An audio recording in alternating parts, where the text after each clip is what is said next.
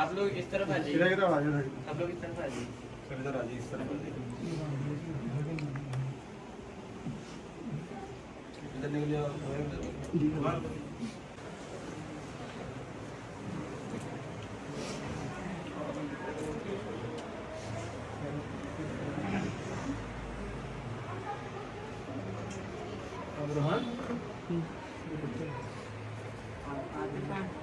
जी आदित्य भाई,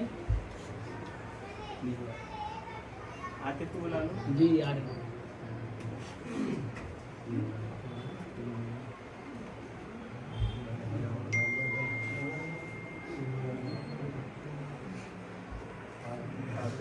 जी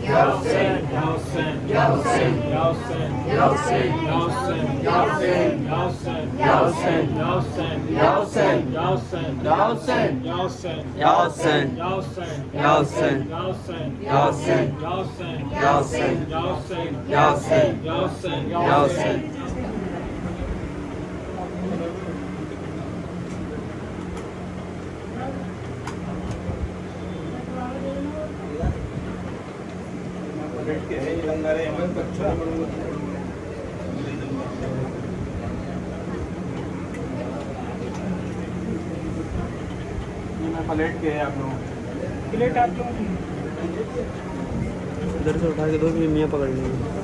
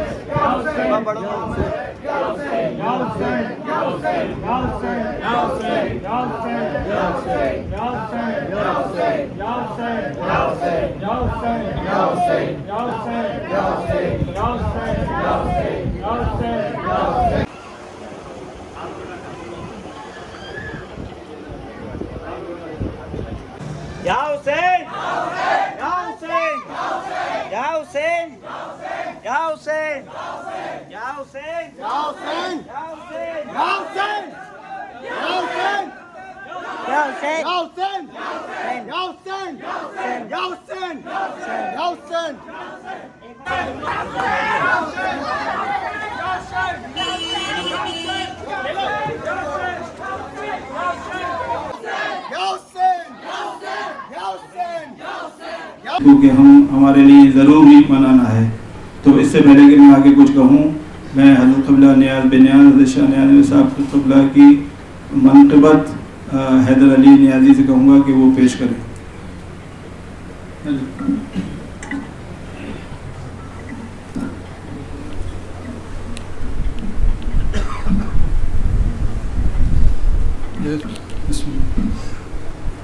اے دل بگیر دامنے، اے دل بگیر دامنے سلطان اولیاء،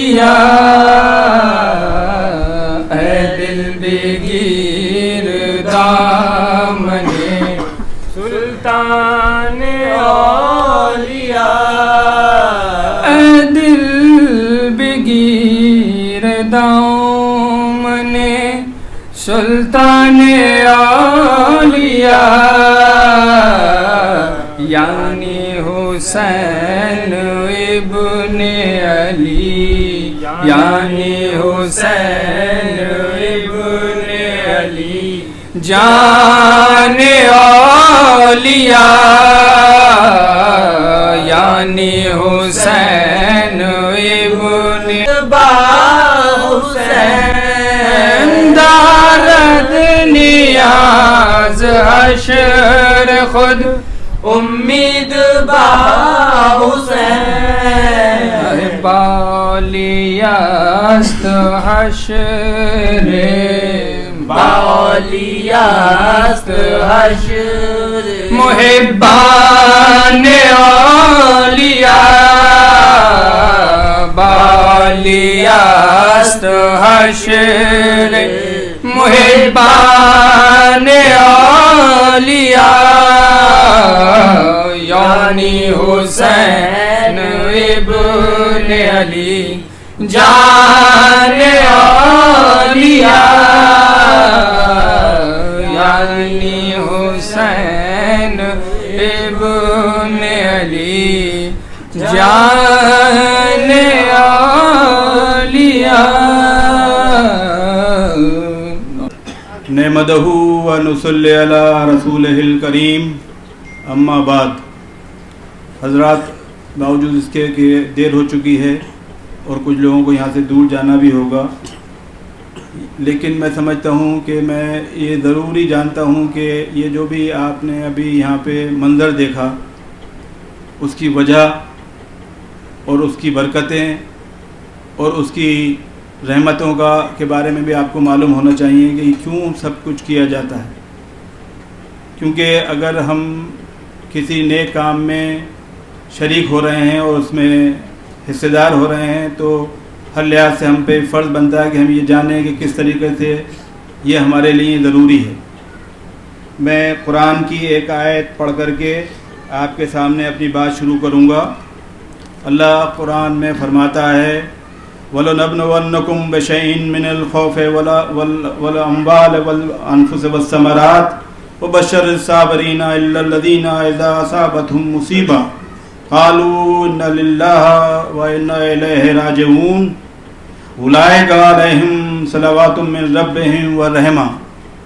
اللہ قرآن میں فرما رہا ہے کہ اور ہم ضرور تمہیں آزمائیں گے، کچھ خوف اور بھوک اور کچھ مال اور پھلوں کے نقصان سے، اور اے حبیب آپ ان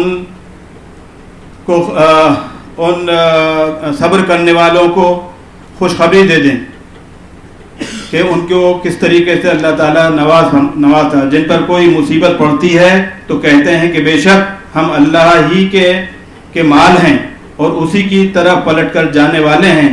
یہی وہ لوگ ہیں جن پر ان کے رب کی پے در پے نوازشیں ہیں اور رحمت ہے، اور یہی وہ لوگ ہیں جو ہدایت یافتہ ہیں. یہ قرآن میں اللہ تعالیٰ فرما رہا ہے.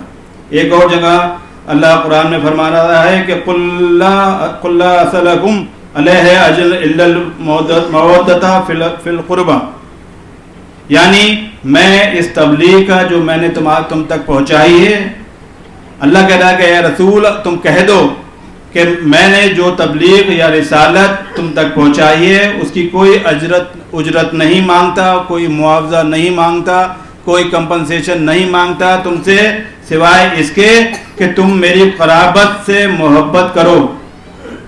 میں تمہارے قرابہ سے، اقربا کون ہوئے؟ اہل بیت اطہار. حضور صلی اللہ علیہ وسلم کے اقربا کون ہیں؟ حضرت علی کرم اللہ وجہ، حضرت خاتون جنت بیوی فاطمہ زہرا سلام اللہ علیہ، حضرت امام حسن علیہ السلام، حضرت امام حسین علیہ السلام. یہ آپ کے گھر کے افراد ہیں، یہ آپ کے اقربا ہیں جن کے لیے اللہ اپنے رسول سے کہہ رہا ہے کہ تم اگر اجر مانگو اپنی امت سے تو یہ مانگو کہ وہ تم سے، تمہاری اقربا سے محبت کریں. اب آپ سمجھنے کی بات ہے، غور کرنے کی بات ہے کہ اللہ نے اپنی رسالت کا اجر کے طور پہ رسول سے یہ کیوں نہیں کہا کہ تم نمازیں مانگو، روزے مانگو، حج مانگو، زکوٰۃ مانگو اور تقوی مانگو؟ اس کو معلوم ہے یہ تو اسلام کی بنیادی تعلیم ہے ہی ہے، یہ تو اس کے اوپر فرض ہے ہی ہے. اس کا تو ہر مسلمان کے اوپر فرض ہے کہ وہ تمام کام کرے، یہ فرض انجام دے جو اس کے اوپر مسلمان ہونے کے بعد نافذ ہوتے ہیں.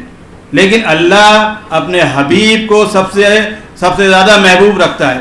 اپنے حبیب کے لیے اس نے دنیا کو قائم کیا، لہذا وہ چاہتا ہے کہ وہ سے اس کے حبیب سے، اس کی امت اس کے حبیب کے اقربا سے، اس کے گھر والوں سے بے انتہا محبت کرے. لہذا ان کے اقربا کون ہیں؟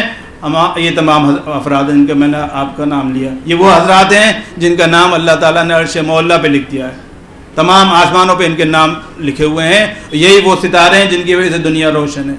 لہذا ہمیں یہ سمجھنا چاہیے کہ ہمیں ہمارا ان سے محبت کرنا اللہ کے حکم کی تکمیل کرنا ہے. یعنی ہمارے ہر مسلمان کے اوپر اہل بیت اطہار سے محبت کرنا فرض اولین ہے. کیونکہ جب تک ہم درود نہیں بھیجیں گے نماز میں، جب تک ہماری نماز نہیں ہوگی. اور درود کس پہ بھیج رہے ہیں؟ محمد اور آل محمد کے اوپر. جب تک آل محمد پہ ہم درود نہیں بھیجیں گے ہماری نماز مکمل نہیں ہوگی. لہذا اللہ نے اپنے حبیب کے اہل بیت کو دنیا میں سب سے افضل کر دیا، قرآن میں اس کا حکم دے دیا، اور ہم سب لوگوں پہ یہ واجب کر دیا کہ ہم ان سے اپنے ہر چیز سے زیادہ محبت کریں. ہم اپنے ہر چیز سے زیادہ ان کا ادب کریں، ان کا احترام کریں، ان کا پاس کریں، ان کو یاد کریں. یہ ہم پہ فرض ہو گیا. اب دوسری بات کیا آتی ہے کہ جو میں نے آیت پہلے پڑھی کہ اللہ تعالیٰ کہتا ہے کہ ان صبر کرنے والوں کو وہ نعمتیں ہی نعمتیں عطا فرماتا ہے. ان کو پہلے آزماتا ہے، بھوک سے، پیاس سے، مال سے، پھلوں کے نقصان سے، جانوں کے نقصان سے، مالوں کے نقصان سے. اور جب وہ اس آزمائش میں پورے اترتے ہیں تو اللہ تعالیٰ ان پہ پے در پہ رحمتیں عطا فرماتا ہے. اور پھر انہی کے لیے فرماتا ہے کہ یہی ہدایت یافتہ ہے. اب یہ یاد رکھیے آپ. اب میں ذرا سا ایک اور پہلو پہ آ رہا ہوں کہ کبھی کبھی ہم لوگ یہ سوچتے ہیں، ہو سکتا ہے میں بچپن میں میرے بھی دماغ میں یہ آتا ہو کہ ہم ہر سال ہی کیوں کربلا مناتے ہیں، ہر سال ہم کیوں غم مناتے ہیں. تو یہ سمجھنے کی بات ہے کیوں مناتے ہیں. اس پہ میں بتانا چاہ رہا ہوں کہ یہ دینی حساب سے اس غم کو منانا کس لیے ضروری ہے. آپ سب قرآن پڑھتے ہیں یا قرآن پڑھے ہوئے ہیں یا قرآن سنے ہوئے ہیں، اور قرآن میں آپ قرآن شروع ہوتا ہے الف لام میم ذالک الکتاب لا ریب فیہ سے، اور یہ سب آیت پڑھتے ہیں. یعنی اب ہم جب قرآن پڑھتے ہیں اور ہم سے کہا جاتا ہے کہ قرآن کی تلاوت برابر کرو، بار بار کرو، بار بار اس کو سمجھنے کی کوشش کرو، بار بار اس کو تلاوت کرو، تاکہ اللہ کا جو احکام ہیں، اللہ کے جو اس میں قرآن کے لیے کیا کہا گیا ہے کہ یہ ایک روشن کتاب ہے، یہ تمہاری ہدایت کے لیے ہے، اور اس میں زیر زبر کوئی ذرا سا بھی حرف جو ہے بدل نہیں سکتا، کیونکہ اس کی حفاظت اللہ تعالیٰ فرما رہا ہے. لہذا سب سے پہلے ہمارے اوپر کیا فرض ہوا کہ جب کہا گیا کہ الف لام میم ذالک الکتاب لا ریب فیہ، کہ یہ کتاب جو ہے وہ اللہ کی کتاب ہے، تو ہمارے ایمان کا سب سے پہلا حصہ کیا ہے کہ یہ یقین کرنا کہ قرآن مجید اللہ کا کلام ہے، اور اس کلام میں ذرا سا بھی کوئی تبدیلی نہیں کر سکتا ہے. اس پہ ایمان لانا ہمارے ایمان کا پہلا حصہ ہے.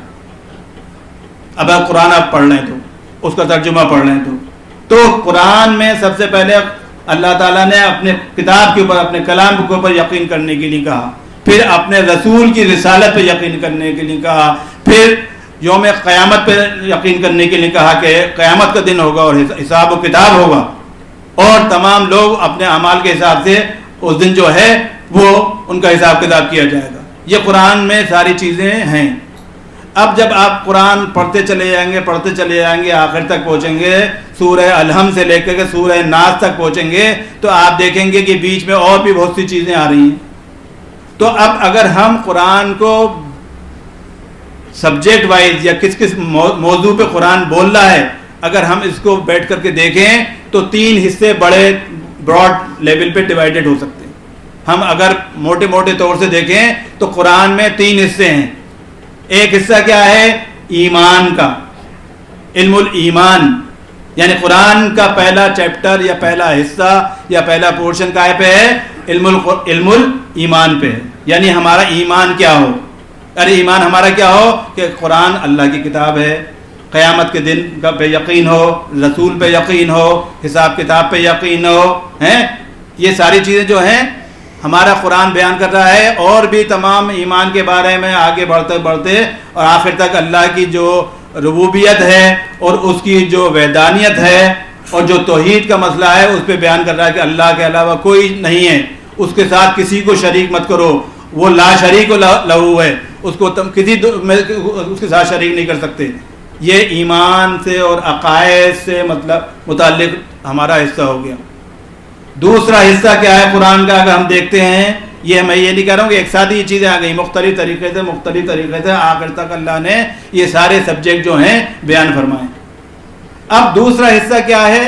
دوسرا حصہ ہے علم الاصول، علم الاعمال، کہ ہم اپنے زندگی کو کس طرح سے اسلام کے حساب سے گزاریں تاکہ ہمارے سامنے کوئی مسئلہ آئے تو ہم قرآن کو دیکھیں، قرآن کیا فرماتا ہے اس کے حساب سے ہم اپنے زندگی کے معاملات کو صحیح کریں. اگر ہم سے کوئی غلطی ہو رہی ہے تو ہم اس کو دیکھیں. وہ کیا کیا چیزیں ہیں کہ نماز کیسے پڑھیں، روزہ کیسے رکھیں، کس چیزوں سے روزہ ٹوٹ جاتا ہے، کس چیزوں سے نماز قضا ہو جاتی ہے، کیسے حج کرنا ہے، کیسے کس حساب سے زکوٰۃ دینا ہے، سود لینا جائز ہے یا ناجائز ہے. یہ سب کیا ہیں؟ یہ اصول زندگی ہیں. یہ قرآن ہمیں بتا رہا ہے. میاں بیوی کے حقوق کیا ہیں، طلاق کیسے ہوتی ہے، اور طلاق کے بعد عدت کیسی ہوتی ہے، اور کسی کا شوہر مر جائے تو اس کی عدت کتنے دنوں کی ہوتی ہے، اور عورت کے جو معاملات ہیں، مردوں کے جو معاملات ہیں، وہ ایک ایک چیز اللہ تعالیٰ نے بہت ہی اختصار کے ساتھ لیکن بہت ہی ڈیٹیل میں بیان فرما دی. جنگ کریں اور جہاد کریں تو کیسے کریں، کن حالات میں کریں، ایک ایک معاملہ اللہ تعالیٰ قرآن میں اس پہ بیان فرما رہا ہے. یہ دوسرا حصہ ہو گیا.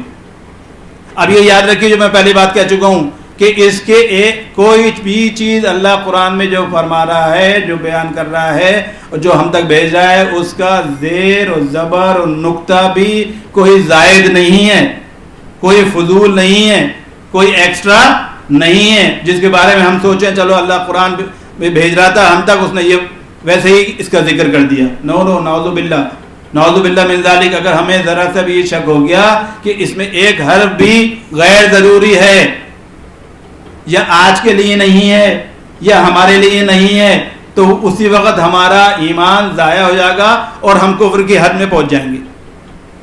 اب دو سبجیکٹ میں نے بتایا، ایک علم الایمان جو قرآن ایمان کے بارے میں بیان کر رہا ہے، اور دوسرا حصہ ہے علم الاصول زندگی، کہ زندگی کے کیسے اصول قائم کیے جائیں، کون سی چیز حرام ہو، کون سی چیز حلال ہو. اب تیسرا حصے پہ میں آ رہا ہوں، اس کو علم تذکیر کہتے ہیں. کیا کہتے ہیں؟ علم تذکیر. یعنی اللہ تعالیٰ اس میں ذکر کر رہا ہے، واقعات بیان کر رہا ہے اور واقعات سنا رہا ہے. کن لوگوں کے؟ ان انبیاء کے جن کا کہ ہزاروں سال پہلے آنا ہوا تھا اس دنیا میں، ہزاروں سال پہلے بھیجا گیا تھا اللہ کی ہدایت کا پیغام لے کر کے اور وحدانیت کا پیغام لے کر کے. ان کے ساتھ ان کے امت نے کیا کیا اور کس طریقے سے نافرمانی کی اور کس طریقے سے وہ عذاب کا شکار ہوئے. یہ بیان فرما رہا ہے قرآن میں برابر. آپ ٹرانسلیشن پڑھیں تو آپ کو یہ دیکھیں گے کہ اللہ حضرت آدم سے لے کر کے جتنے بھی پیغمبروں کو نام قرآن میں لے رہا ہے ان کی کیا ہدایت تھی، کیا پیغام تھا، اور ان کی امت نے کس طریقے سے ان کے پیغام کو، ان کی ہدایت کی نافرمانی کی، منکر ہوئے اور اس کے بعد پھر ان کے اوپر عذاب آیا، ایک ایک کر کے عذاب آیا. اب غور کریے آپ کہ یہ واقعات اللہ تعالیٰ کیوں بیان کر رہا ہے. کیا ہم یہ سوچ سکتے ہیں نعوذ باللہ کہ یہ تو ہمارے کسی مطلب کا نہیں ہے، ہمیں کیوں بتایا جا رہا ہے کہ حضرت لوط دیا گیا یا کس طریقے سے جو ہے ان کی امت کے اوپر عذاب نازل کر دیا گیا اور ان کو کشتی پہ بٹھا کر کے اللہ تعالیٰ نے ان کی حفاظت فرما دی، یا اور پیغمبروں کی بھی واقعہ بیان کی. تو کیوں بیان کر رہا ہے؟ آج کی ڈیٹ میں ہمارے لیے کیا ریلیونس ہے، کیا اس کا فائدہ ہے، جبکہ یہ ہمارے دور سے بہت پہلے کی بات ہے. نہ وہ حالات ہیں نہ وہ معاملات ہیں، لیکن یہ یقین کر لینا بھی، یہ سوچ لینا بھی کفر کی حد میں شامل ہونا ہے. حضرت یوسف علیہ السلام کا واقعہ بیان کر رہا ہے اللہ تعالیٰ، اور کیا بیان کر رہا ہے کہ کس طریقے سے حضرت یوسف علیہ السلام کو ان کے سوتیلے بھائیوں نے ان کو کنویں میں ڈھکیل دیا اور حضرت یعقوب علیہ السلام کو جا کر کے یہ بتا دیا کہ وہ ان کو بھیڑیا لے گیا اور خون کی سنی ہوئی قمیض ان تک پہنچا دی دکھانے کے لیے کہ ان کو بھیڑیا لے گیا. اور پھر وہ اس کنویں سے کس طریقے سے نکالے گئے اور کس طریقے سے وہ مصر کے بازار میں بیچے گئے اور کس طریقے سے وہ بازار میں بیچنے کے بعد کیا کیا ان کے ساتھ واقعات ہوئے, ایک ایک چیز کو اللہ تفصیل سے بیان فرما رہا ہے. اور کس طریقے سے پھر وہ قید میں پہنچ گئے اور قید خانے میں کس طریقے سے تعبیروں کی خواب کی تعبیروں کی بارے میں ان کی شہرت ہوئی اور کس طریقے سے مصر کے بادشاہ نے ان کو کسی خواب کی تعبیر کے لیے باہر نکلوایا اور وہ تعبیر سچ ہوئی اور اس تعبیر کے سچ ہونے کے بعد ان کو اپنا وزیر بنا لیا. پھر ان کے وہ سارے بھائی جو کنویں میں ڈھکیلی آئے تھے قحط پڑنے کی وجہ سے اناج لینے کے لیے اس دربار میں حاضر ہوئے اور پھر انہوں نے حضرت یوسف علیہ السلام نے ان کو پہچان لیا اور پھر انہوں نے اس طریقے سے دو بھائی لوگ مل گئے اور یعقوب علیہ السلام جن کو روتے روتے اپنے جگر گوشے کے غم میں, کیوں حضرت یوسف علیہ السلام سے سب سے زیادہ محبت کرتے تھے اور یہ بھی یاد رکھیے یہ سنت رسول ہے, سنت انبیاء ہے. رونا جو ہے غم میں رونا سنت انبیاء ہے. حضرت موسیٰ علیہ السلام اپنے اولاد کے غم میں روئے اور اتنا روئے کہ ان کی آنکھوں کی روشنی جا چکی تھی. اور حضرت یعقوب علیہ السلام بھی پیغمبر تھے اور حضرت یوسف علیہ السلام بھی پیغمبر تھے, دونوں پیغمبر تھے, دونوں پیغمبروں میں مرد اور افضل ترین پیغمبروں میں سے آتے ہیں. پھر ایسا کیوں ہوا ان کے ساتھ, کیوں اللہ ہی سب کچھ بیان کر رہا ہے.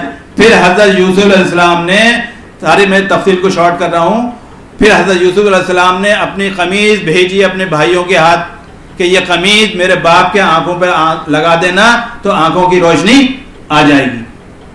اللہ اکبر. اب غور کریے کہ کس طریقے سے ایک پیغمبر, وہ بھی پیغمبر ہیں اور ان کے باپ ہیں اور اللہ کو بہت مقبول ہیں, کیا ان کی دعا اللہ قبول نہیں کرتا کہ یا اللہ مجھے آنکھوں کو روشنی دے دے, یا اللہ میری آنکھوں کو روشنی کو برقرار کر دے, کیا ان کی دعا قبول نہیں ہوتی؟ لیکن اللہ ان سب واقعات کو بیان کر رہا ہے اور بیان کر کے ہم سب لوگوں کے لیے ایک علامت پیش کر رہا ہے آنے والے وقت کی. اس پہ غور کرنا ہے سب کو کہ کس طریقے سے یہ واقعات ہماری زندگی میں اپنے اوپر پڑنے والی آزمائشوں کو صبر کرنے کی تلقین کرتے ہیں, کس طریقے سے ہم ہر حال میں اللہ کا شکر ادا کرنا چاہیے. یہ ہمیں اس سے تعلیم مل رہی ہے. پھر حضرت یوسف علیہ السلام کی قمیض پہنچتی ہے اور حضرت یعقوب علیہ السلام کو دور سے خوشبو آئی جاتی ہے اپنے بچے کی قمیض کی, جن کی یاد میں وہ ان کو برسوں گزر گئے روتے روتے, اور پھر وہ قمیض ان کی آنکھوں سے لگائی جاتی ہے اور ان کی آنکھوں کی روشنی آ جاتی ہے. اللہ اکبر. سمجھنے کی بات ہے. جو لوگ کہتے ہیں ہم اللہ سے ڈائریکٹ مانگتے ہیں, میں ان سے پوچھتا ہوں کہ حضرت یعقوب علیہ السلام نے ڈائریکٹ کیوں نہیں مانگی روشنی, اور جو کہتے ہیں ہم ڈائریکٹ مانگتے ہیں تو حضرت یوسف علیہ السلام نے قمیض ہی کیوں بھیجی, وہاں سے بیٹھ کے کیوں نہیں دعا کری کہ یا اللہ میرے باپ کی آنکھوں کو روشنی واپس کر دے. یہ سمجھنے کی بات ہے کہ اس قمیض کی نسبت کیا ہے, اس قمیض کی خوشبو کا معاملہ کیا ہے, کس طریقے سے وہ نسبت جو ہے ہمارے آپ کے لیے اہم ہوتی ہے. قرآن میں ہر واقعہ ایک بہت بڑی اہمیت رکھتا ہے, اور اسی طریقے سے اور بھی پیغمبروں کے واقعہ میں آپ کو اقتدار میں حضرت ایوب علیہ السلام کو بتا رہا ہوں کہ جو بادشاہ تھے اپنے وقت کے, اور تمام دنیا کی ہر طریقے کی دولت اللہ نے ان کو دے رکھی تھی, اولاد دے رکھی تھی, تمام حکومت دے رکھی تھی, بے تحاشا دولت دے رکھی تھی, اور پھر ان کے اوپر جب آزمائش پڑی تو ان کے سارے بیٹے مر گئے, ساری دولت چھن گئی, سارا حکومت چھن گئی, سب کچھ چھن گیا, اور بس وہ رہ گئے اور ان کی بیوی رہ گئی, باقی سب کچھ ختم ہو چکا تھا. اور ان کو بھی ایک بیماری لگی, قرآن بیان کر رہا ہے, ان کو بھی ایسے ایک بیماری لگی جسم گلنے لگا ان کا, اور جسم گلتے یہ حالت ہو گئی کہ اب کچھ نہیں بچا تھا, اور وہ یہ دعا مانگ رہے تھے, اے اللہ مجھے تجھ سے کوئی شکوہ نہیں ہے, اے رب العالمین, اے خالق دو جہاں, اے مالک دو جہاں, مجھے تجھ سے کوئی شکوہ نہیں ہے کہ جو کچھ تو نے دیا تھا وہ تیری عنایت تھی, تو نے واپس لے لیا وہ تیرا تھا, اور جتنے دن میں اس کے ساتھ جی لیا اس کے لیے میں شکر ادا نہیں کر سکتا, جو عیش میں نے کر لیا اس کا میں شکر ادا نہیں کر سکتا, لہذا اب میں پاس شکوہ نہیں ہے, بس تجھ سے ایک التجا ہے کہ میرے اس دل کو بچائے رکھ, جس میں تو بستا ہے. اے رب العالمین میرے اس دل کو اس زخم سے بچائے رکھ جو پورے میرا جسم گلتا چلے جا رہا ہے, اور ایک میری زبان کو وہ چھوڑ دے تاکہ میں تجھے یاد کرتا رہوں, تیرا شکر ادا کرتا رہوں.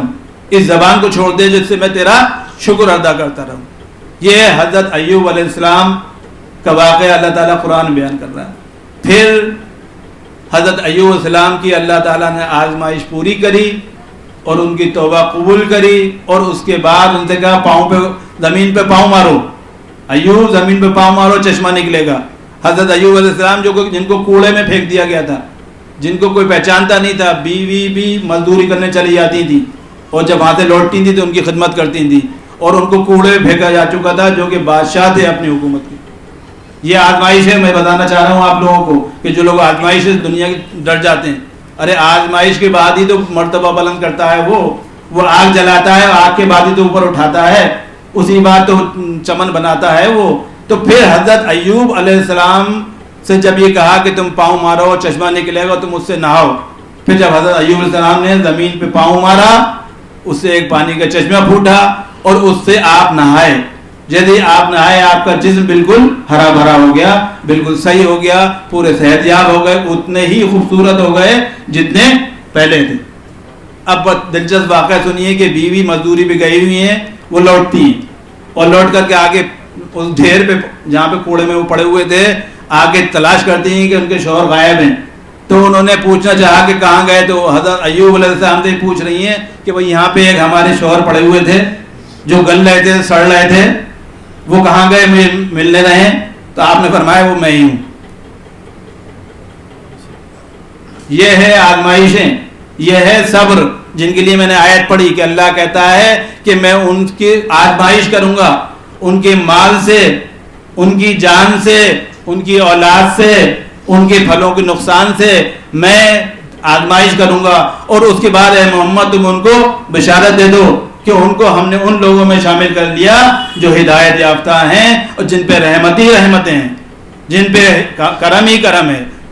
یہ واقعات بیان کر رہا ہے اللہ تعالیٰ. تو سمجھنے کی بات ہے کیوں بیان کر رہا ہے کہ ہمیں صبر کی تلقین دے رہا ہے.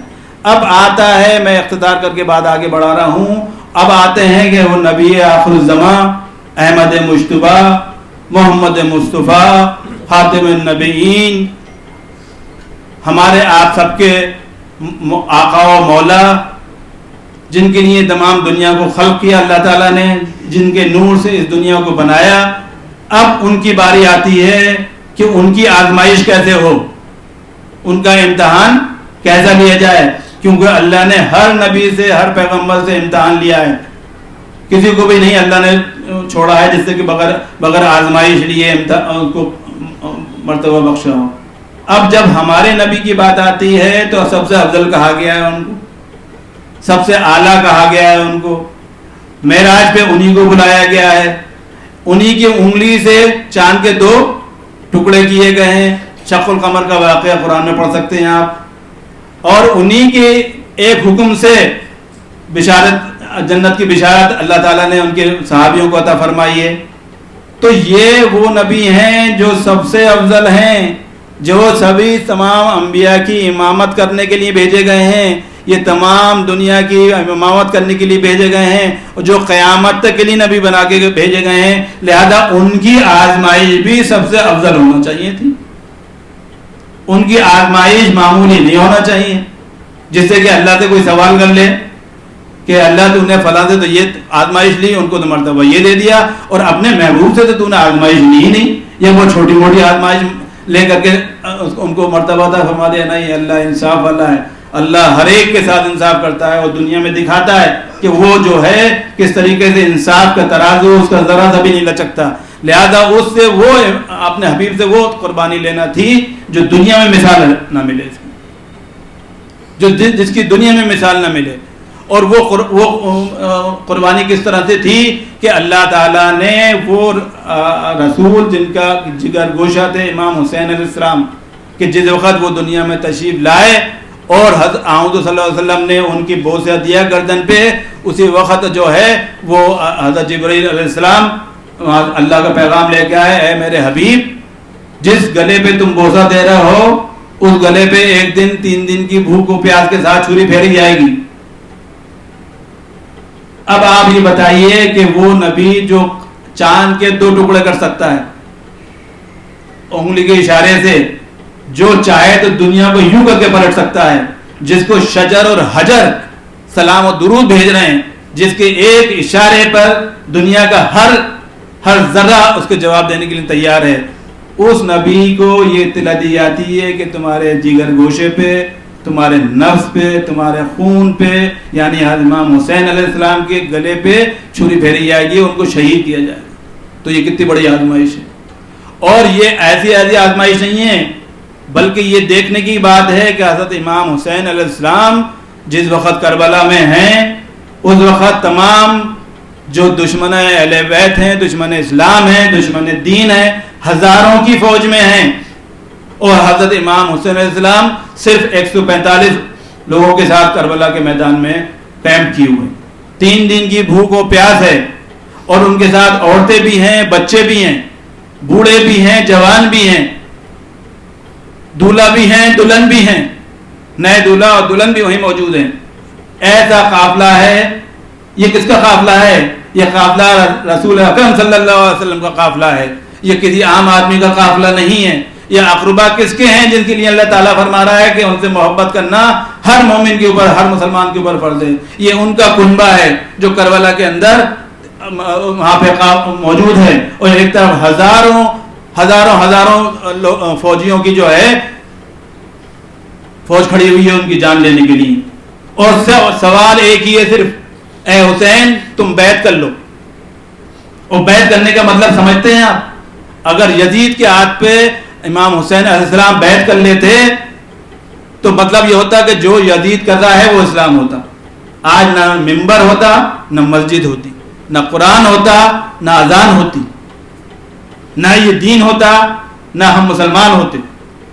اس وقت کا مسئلہ تھا، حق اور باطل کی لڑائی تھی.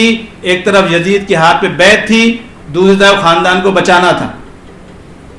دونوں چیز میں فیصلہ کرنا تھا کہ اگر ہم اپنے خاندان کو بچانا چاہتے ہیں تو یزید کے ہاتھ پر بیعت کر لیں.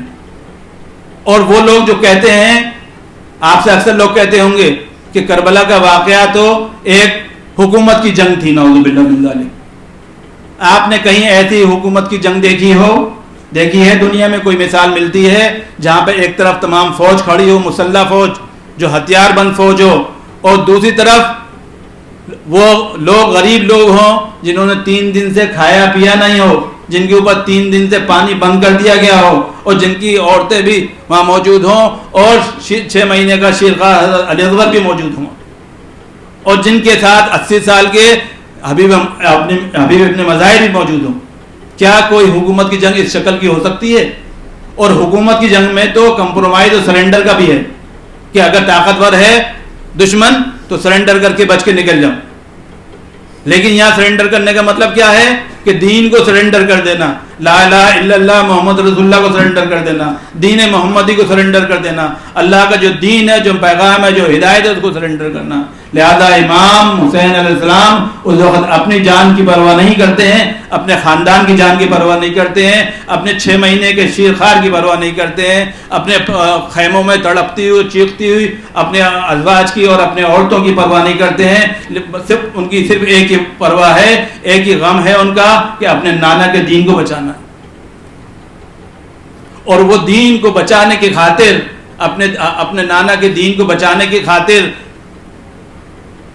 ایک ایک کر کے سب کو قربان کرتے چلے جاتے ہیں. اگر آپ کربلا کا واقعہ پڑھیں تو آپ کی آنکھوں سے آنسو اتنے بہیں گے کہ آپ روک نہیں سکتے.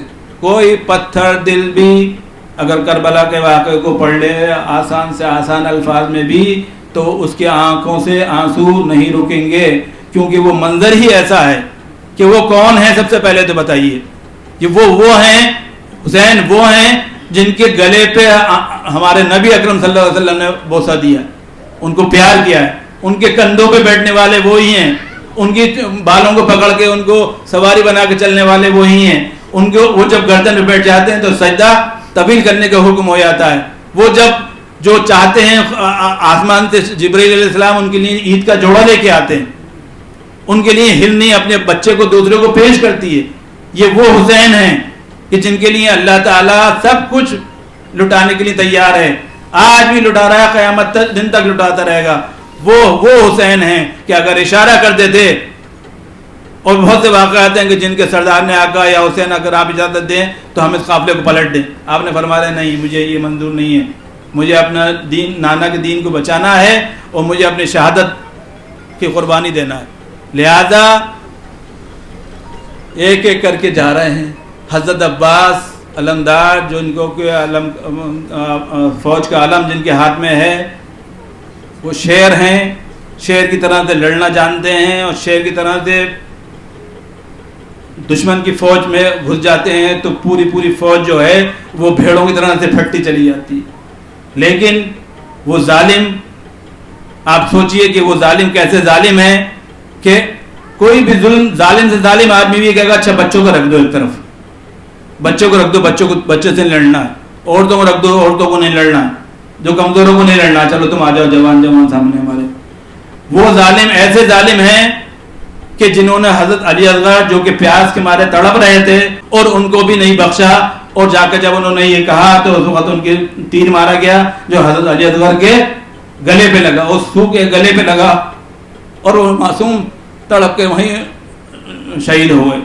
تو یہ وہ واقعہ ہے جس میں حضرت علی اکبر جو حضرت امام حسین علیہ السلام کے سب سے بڑے صاحبزادے ہیں وہ جا کر کے شہید ہوتے ہیں, لڑتے ہیں دشمنوں سے, وہ جا کر کے شہید ہوتے ہیں.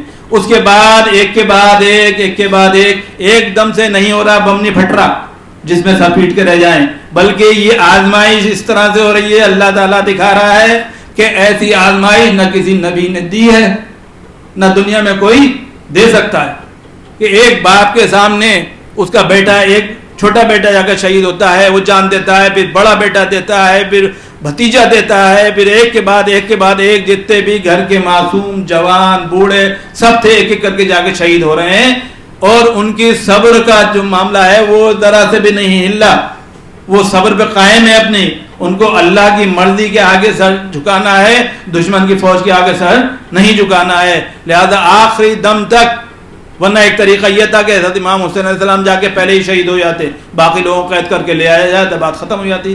لیکن اللہ کو یہ دکھانا تھا کہ میرے رسول کیا ایک ایک فرد میرے دین کے اوپر قربان ہے, ایک ایک فرد بچے سے لے کر بوڑھا, ہر فرد میرے دین کے اوپر قربان ہے. یاد رکھنا ہے میری امت کے لوگوں, اے میرے امت کے مسلمانوں, یاد رکھنا کہ کوئی قربانی دنیا میں ایسی نہیں ملتی جیسی میری قربانی. آپ آخری وقت تک جب سب کچھ شہید ہو چکا ہے, سارے 72 لوگ شہید ہو چکے ہیں اور حضرت امام حسین علیہ السلام بچے ہوئے ہیں, اور حضرت امام حسین علیہ السلام جب بچے ہوئے ہیں تو وہ بھی اخلاق اور صبر کی پوری مثال دنیا کے سامنے پیش کرتے ہوئے کہتے ہیں کہ اے یزید, اے ابن زیاد, اگر تو کہے تو میں ہندوستان کی طرف چلے جاؤں, تجھے مجھے سے جو غرض ہے, تو میرا ہی تو دشمن ہے, تو یہی تو سمجھتا ہے کہ جب تک میں زندہ ہوں یا میں تیرے راستے میں ہوں تو تجھے وہ نہیں ہوگا, مجھے اجازت دے دے کہ میں یہاں سے چلا جاؤں. لیکن معاملہ یہ تھا کہ جہاں حسین ہوتے وہاں دین ہوتا, جہاں حسین ہوتے وہاں دین کا پرچم ہوتا, جہاں حسین ہوتے وہاں ایمان ہوتا. یہ یزید ابن زیاد جانتا تھا, لہذا اس نے کہا نہیں, تمہیں جانے کا حکم نہیں. آخر میں حضرت امام حسین علیہ السلام جنگ میدان میں پہنچتے ہیں اور شیروں کی طرح سے ان بھیڑوں میں ٹوٹتے ہیں اور سینکڑوں لوگوں کو اپنی تلوار سے شہید کر کے یہ ثابت کر دیتے ہیں کہ وہ شیر خدا کے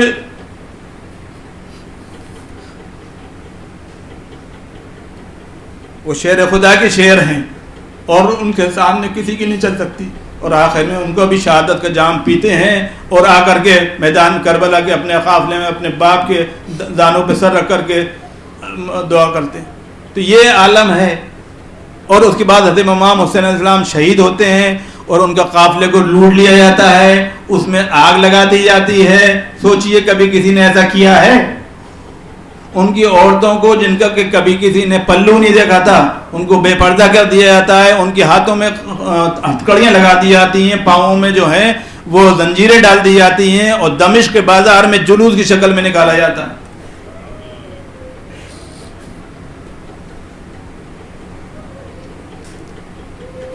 تو کیا کوئی مثال ایسی ملے گی؟ اب آپ سنیے ایک اور واقعہ دل ہلانے والا کہ حضرت امام حسین علیہ السلام کے سر مبارک کو نیزے پہ لگا لیا گیا ہے.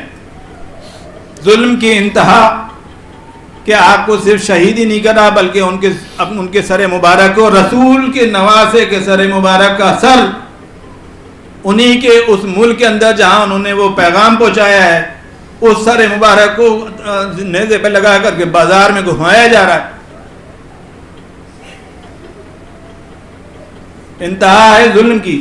اور پھر ہم یہ کہتے ہیں کہ ہم غم کیوں منائیں؟ ان کی تو حکومت کی جنگ تھی. ارے کیا حکومت کی جنگ میں یہ کہیں کسی نے منظر دیکھا ہے؟ واقعہ یہ ہے کہ جب آپ کا سر مبارک دمشق کے بازار سے گزر رہا تھا تو ایک کسی مسلمان نے مومن نے اس نے دیکھا وہ آپ کے سر نیزے کے آگے چلا جا رہا تھا اور قرآن کی تلاوت کرتا جا رہا تھا.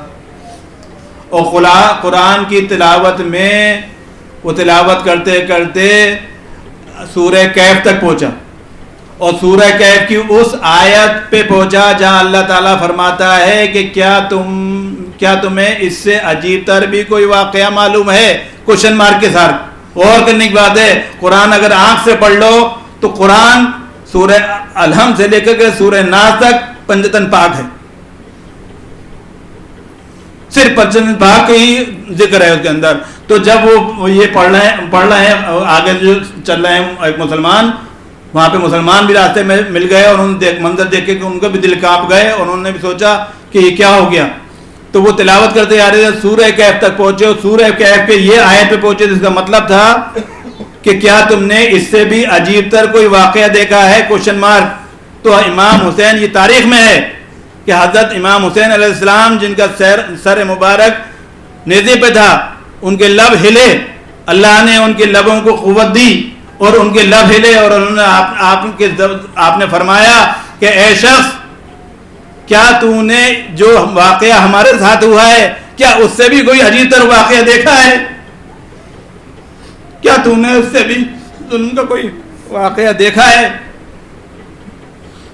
تو یہ ہے کربلا کا واقعہ. اس کی وجہ سے اللہ تعالیٰ فرماتا ہے کہ انہوں نے صبر کیا, ہم نے ان کو صابرین میں شامل کیا اور ہم نے ان کو جنت کی بشارت دی اور ہم نے ان پہ نعمتیں ہی نعمتیں رحمتیں ہی رحمتیں نازل کریں اب سے لے کر قیامت تک کے لیے.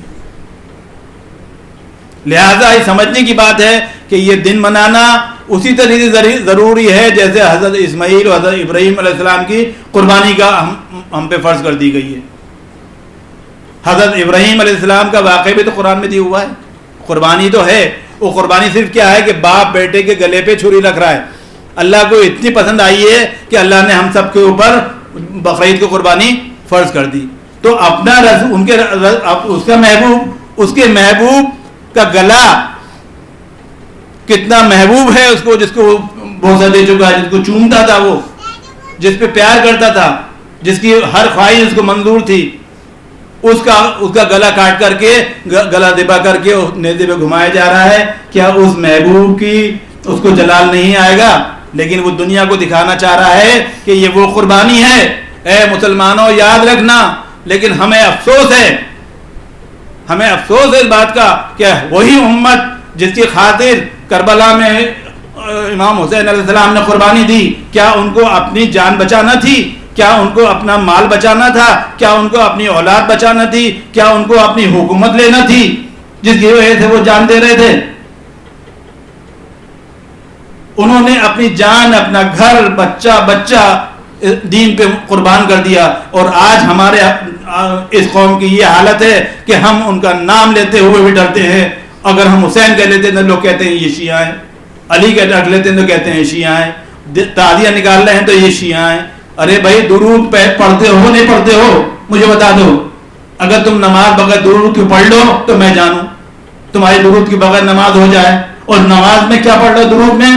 اللہم صلی اللہ محمد وعلی آل محمد, اللہ محمد اور محمد کی آل, اور حال کون ہے قرآن میں بیان کر چکا ہے کہ یہی 5 حضرات جو ہیں آل محمد ہیں, ان کی آل پہ درود بھیج رہا ہو ان کی آل کے لیے قرآن جمعے کے خطبے میں پڑھ رہو کہ حضرت امام حسن اور امام حسین سردار اہل جنہ ہیں، جوانان اہل جنت ہیں. ہر خطبے کے اندر یہ بیان کر رہا ہوں مسجدوں میں، اور وہاں سے نکل کے یہ کہتے ہو کہ جو حسین کو چاہنے والا ہے وہ شیعہ ہے. حسین کی شان میں کو یاد منانا جو کفر ہے، کربلا جانا کفر ہے، یہ بدعت ہے، ہرے کپڑا پہننا بدعت ہے، یہ کرنا بدعت ہے. ارے بھائی، جس نبی نے تمہارے لیے سب کچھ کیا، جس حسین نے تمہارے لیے سب کچھ بچا لیا، اپنا اس وقت سجدہ کر کے تمہارے سارے سجدوں کو بچا لیا. اگر امام حسین کا کربلا میں سجدہ نہیں ہوتا تو ہمارے آپ کا کوئی سجدہ نہیں ہوتا. انہوں نے ایک سجدہ کر کے کربلا کے میدان میں تمام سجدوں کو ہمارے بچا لیا، ہماری نمازوں کو بچا لیا، ہماری اذانوں کو بچا لیا، ہمارے ممبر کو بچا لیا، ہمارے قرآن کو بچا لیا، ہمارے دین کو بچا لیا، ہماری جنت کو بچا لیا. اور آج ہم ان کو جب کچھ کرنے جاتے ہیں تو سوال لوگ کرتے ہیں، اور غیر نہیں کرتا، ہندو نہیں کرتا، سکھ نہیں کرتا، عیسائی نہیں کرتا، کہ تم کیوں کر رہے ہو، کیا کر رہے ہو. ہمارے درمیان کے لوگ، ہمارے درمیان ہی وہ لوگ کرتے ہیں جو کلمہ لا الہ الا اللہ محمد اللہ پڑھنے کا دعویٰ کرتے ہیں. ان کا کلمہ لا الہ الا اللہ محمد رسول اللہ کی تکمیل نہیں ہوتی ہے. میں آپ کو کہہ رہا ہوں، دعوے سے کہہ رہا ہوں کہ جس نے کلمہ لا الہ الا اللہ محمد رسول اللہ پڑھا اور محمد کی آج سے محبت نہیں کری، اگر ان کی آج کیوں بس درود و سلام نے بھیجا تو ان کا لا الہ الا اللہ نامکمل ہے، ان کا لا الہ الا اللہ بیکار ہے، بے معنی ہے، جب تک کہ وہ ان کی آل سے محبت نہیں کرتے. سمجھنے کی بات ہے. اور یہ بھی دیکھ لیے، یہ بھی میں بتا دوں کہ قیامت تک اب اللہ نے یہ طے کر دیا ہے کہ اب حسین کے نام کا بیٹا جائے گا.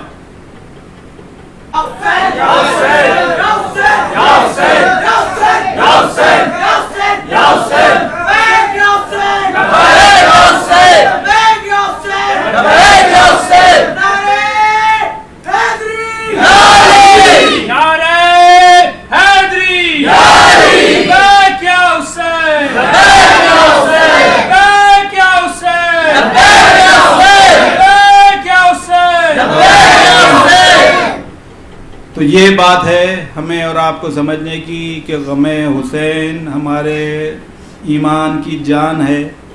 غم حسین ہماری وہ دولت ہے جس سے ہمیں دنیا بھی ملے گی، جنت بھی ملے گی، رسول کی محبت بھی ملے گی، اللہ کی قربت بھی ملے گی، اور یہ دنیا بھی پار ہو جائے گی اور دین بھی پار ہو جائے گا. حسین سے محبت وہ دولت ہے، وہ نعمت ہے، وہ رحمت ہے جس کی اللہ تعالیٰ نے قرآن میں گارنٹی دی ہے، جس کی رسول نے اپنے حدیثوں میں گارنٹی دی ہے کہ جو ان کی اہل بیت سے محبت کرے گا وہ اللہ کے مقرب بندوں میں ہو جائے گا. لہذا آپ سمجھ لیے کہ جو حسین سے محبت کرے گا وہ رسول خدا سے محبت کرے گا، علی مرتضیٰ سے محبت کرے گا، وہ خود اللہ سے محبت کرے گا. اور یہ تمام دنیا جو ہے یہ انہی کی خاطر بنائی گئی ہے. یہ تمام دنیا کا جو اللہ نے تخلیق کی ہے یہ اسی خاطر کری ہے کہ اللہ کو پہچانو، اللہ کے رسول کو پہچانو اور رسول کے محبوب کو پہچانو. اور ان کے نام پہ بٹتی ایسی کہ واقعات ہیں کہ کوئی آیا انہوں کے صاحب اولاد نہیں ہے، وہ آپ نے لوگوں سے اپنے واقعہ سنا ہوگا، میں کم وقت میں بیان کر رہا ہوں. ان کو کہہ دیا کہ تمہاری قسمت میں اولاد نہیں ہے. حضرت امام کے پاس آئے، ان کو جاؤ تمہارے بیٹا ہوگا، 7 بیٹے ہوں گے. پھر اس کے بعد معلوم ہوا کہ صاحب ان کے 7 بیٹے ہوئے. تو انہوں نے کہا کیا ہوا؟ انہوں نے کہا بھائی ہمارے محبوب نے کہہ دیا تب کون ٹالے گا اس. اللہ اپنے محبوب کی نہیں ٹالتا تو محبوب کی کیسے ٹال دے گا؟ تو امام حسین کے نام پہ مانگنے والا کبھی خالی ہاتھ نہیں رہے گا. امام حسین پہ جان نثار کرنے والا کبھی دنیا میں ذلیل نہیں ہوگا. امام حسین کا غم منانے والا، ان کے غم میں آنسو بہانے والا، اس کو دنیا میں کبھی دنیاوی معاملات کے لیے آنسو بہانے نہیں پڑیں گے. ان کے نام پہ لٹانے والا دنیا میں کبھی محتاج مجبور نہیں رہے گا. یہ ایمان مکمل ہے، یہ ایمان کی جان ہے، یہ کل ایمان ہے. یا حسین یا حسین یا حسین یا حسین یا حسین یا حسین بیک یا حسین بیک یا حسین بیک یا حسین بیک یا حسین. اور سمجھنے کی بات ہے کہ ہمارے آپ کے لیے ہندوستان میں حضرت خواجہ معین الدین چشتی سنجری اجمیری رضی اللہ تعالیٰ عنہ نائب رسول عطائے رسول ہم سب کے رہنما ہیں. اور آج ہندوستان میں کوئی کچھ بھی دعویٰ کرے سب کھوکھلے جھوٹے ہیں. جو مسلمان نظر آ رہے ہیں, جو اسلام نظر آ رہا ہے, وہ خواجہ معین الدین چشتی کی دین ہے. کونے کونے میں جو مسلمان آج ہندوستان میں نظر آ رہا ہے, آج بھی درگاہیں, خانقاہیں ہیں, اور جو چیز بھی آپ نے نظر آ رہی ہے جو روشن چراغ کی طرح سے رکھی ہوئی ہیں, جن سے آج بھی دین کی تبلیغ ہو رہی ہے, حضرت خواجہ معین الدین چشتی کی دین ہے. اور وہ فرما رہے ہمارے لیے, ان کا فرمایا ہوا بھی حرف آخر ہے. وہ کیا فرماتے ہیں کہ شاست حسین, بادشاہ حسین, دینست حسین, دیپناست حسین, اور سردار نداد دردست یزید حقا کے بلا بنا لا الہ حسین. یعنی بنا لا الہ کون ہے؟ بنا لا الہ اللہ تو رسول اللہ صلی اللہ علیہ وسلم ہے. لیکن ایک بانی وہ ہوتا ہے جو بنیاد رکھتا ہے, اور ایک بانی وہ بھی کہلاتا ہے جو اس کو پورا کرتا. جو دین کی تکمیل اور جو دین کو بچانے کی تکمیل تھی وہ حسین نے کی ہے. لہذا خواجہ غریب نواز فرما رہے ہیں بنا لا الہ حق, بنا لا الہ حسین. تو خواجہ غریب نواز نے یہ فرما دیا تو ہمارے لیے وہ حق ہو گیا. اس کے بعد اگر ہم اس سے انکار کریں تو ہم بدقسمت ہیں, بدبخت ہیں, کمبخت ہیں, اور اپنے اوپر ظلم کر رہے ہیں, اور اپنے والوں کے اوپر ظلم کر رہے ہیں جن کو ہم بتا رہے ہیں کہ یہ سب کرنا غلط ہے, اور ہم بہت نقصان میں ہیں. یہ سمجھنے کی بات ہے. اور اس کے بعد نیازیوں کے لیے جو ہے وہ حضرت قبلہ نیاز بے نیاز کی جو منقبت ہے کہ اے دل بگیر دامن سلطان اولیاء, یعنی حسین ابن علی جان اولیاء, دارت نیاز حشر خود امید با حسین, با اولیاء سے حشر محبان اولیاء. کہ تمام محبان اولیاء کا حشر بھی اولیاء کے ساتھ ہوگا, اور اولیاء کا حشر جو ہوگا حسین کے ساتھ ہوگا. یہ ہے میری تقریر کا اختتام. آپ سب لوگوں کو میں یہ پیغام دینا چاہتا ہوں کہ کبھی مت ڈریے, کبھی مت جھجکیے, خوب دل کھول کر کے غم منائیے. یہ ایسی نعمت ہے جو اللہ تعالیٰ چنندہ بندوں کو دیتا ہے. آج آپ سب حضرات یہاں جو بیٹھے ہیں, میں سمجھتا ہوں سب آپ لوگ خوش قسمت ہیں جو اس ذکر کے اندر موجود ہیں, اس ذکر کا حصہ بنے ہوئے ہیں, اس ذکر کا ثواب حاصل کر رہے ہیں. اب آپ اللہ کے رسول کے مقرب بندے بن گئے یہاں پہ بیٹھنے کے بعد, کیونکہ ان کا ذکر ہو رہا ہے, یہاں اور کوئی بات نہیں ہو رہی ہے. تو یہی سمجھنے کی بات ہے. اسی کے ساتھ میں وَمَا عَلَيْنَا إِلَّا الْبَلَاغُ الْمُبِينُ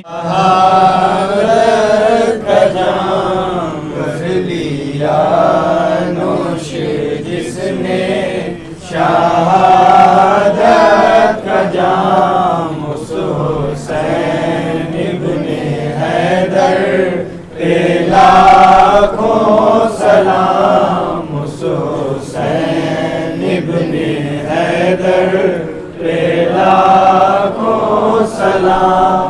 جس کا نانا دو عالم کا مختار ہے, جس کا بابا نبی کا علمدار ہے, جس کی ماں سیدہ بنت سرکار ہے, جو جوانان جنت کا سردار ہے. کر لیا نوش جس نے شہادت کا جام, اس حسین ابن حیدر پہ لاکھوں سلام, اس حسین ابن حیدر پہ لاکھوں سلام. اس کے نانا رسول خدا پہ سلام, اس کے بابا علی مرتضیٰ پہ سلام, سیدہ حسن مجتبیٰ پہ سلام, غوث و خواجہ پہ آل ابا پہ سلام. کر لیا نوش جس نے شہادت کا جام, اس حسین ابن حیدر پہ لاکھوں سلام اس حسین ابن حیدر پہ لاکھوں سلام.